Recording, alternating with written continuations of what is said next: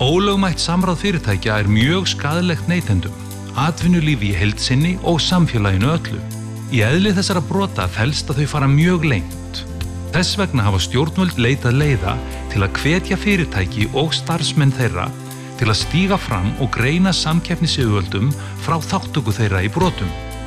Hafi fyrirtæki frumkvæði að því að upplýsa brot sín, getur það fengið sektir felldar niður að öllu leyti.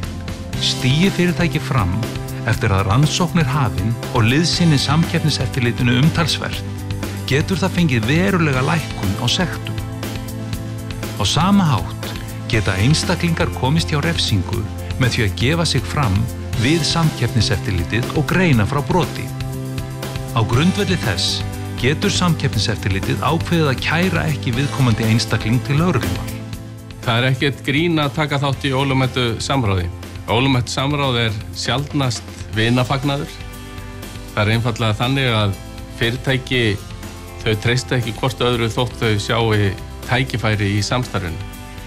Þetta þýðir líka að hvenær sem þá geta hinir aðilar samráðsins séð hag sinn í því að tilkynna brotið til samkeppniseftirlitsins og þannig komast hjá sektum, fá þær lækkaðar niður eða komast hjá kæru til lögreglu.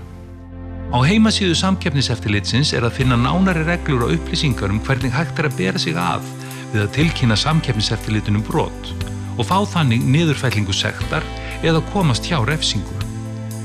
Einnig getur verið skynsamlegt að leita ráð hjá lögmanni þetta. Hann getur eftir atvikum haft milligöngu fyrstu samskipti við samkeppniseftirlitið.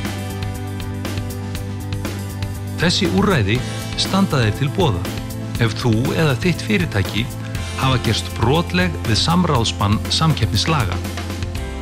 Fyrst og síðast ber okkur öllum að vinna saman að því að uppræta þessa meinsemd þar sem henni hefur skotið niður.